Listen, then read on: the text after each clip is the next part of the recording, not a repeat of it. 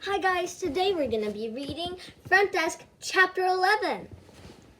Now let's get to it. If you have the book, please read along.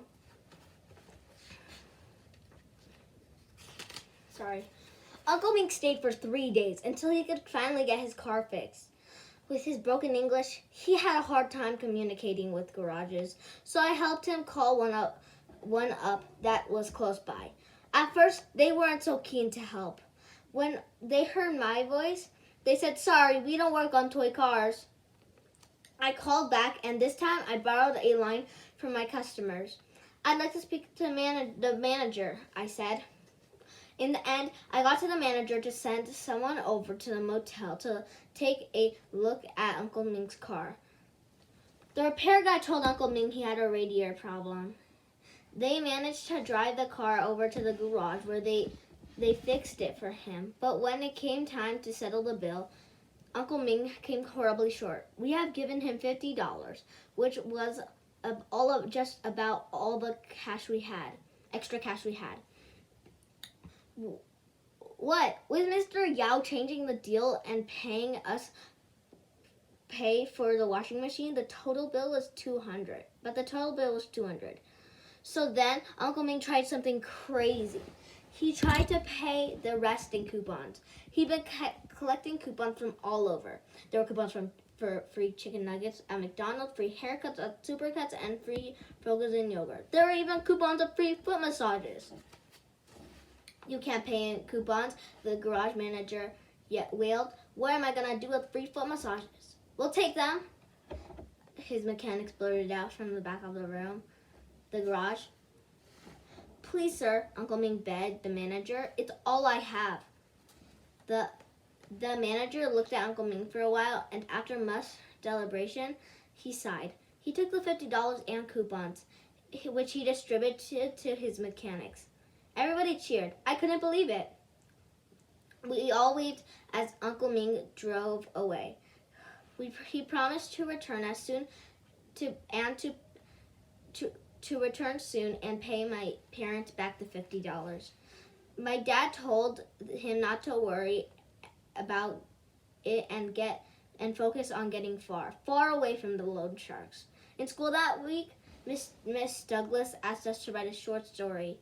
I really wanted to write about the loan sharks, but I didn't know if it was too out there. So I tried to look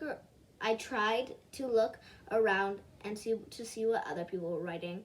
Next to me, Jason was scribbling furiously, covering his words with his hands as he wrote. I leaned over, trying to peek at his writing, but Jason just shifted his body, blocking my view with his arms. Great! Now he had an arm wall. He turned to me and hissed, "Stop it!" and then narrowed his eyes on me. "Mia, eyes on your own paper, please." Miss Douglas frowned. She said it was like I was cheating. I opened my mouth in protest, then closed it. I blew my bangs in frustration instead and plunged my eyes down at the blank page in front of me. "Remember, show, not tell. Write what you feel, kids," Miss Douglas announced to the class. "If you're mad, write mad. If you're sad, write you're worried,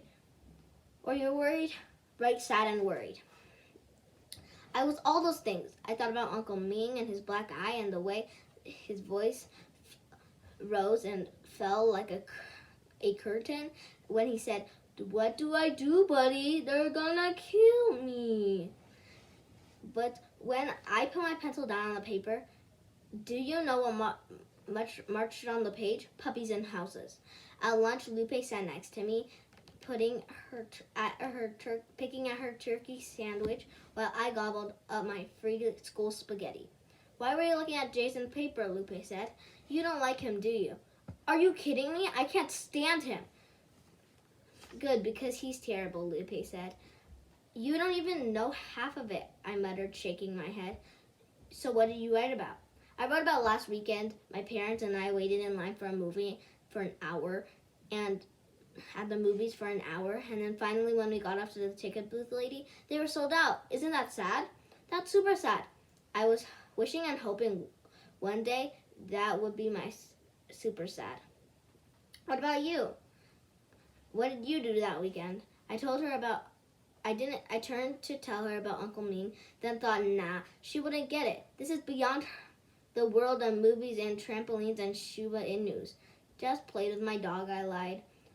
After lunch, we went to PE. We were playing softball that day. Both Lupe and I stood out in the left field, as far away as the action we could, because since we both hated sports. Actually, I didn't really hate sports. We just didn't have any medical insurance, and my parents didn't want me taking any chances.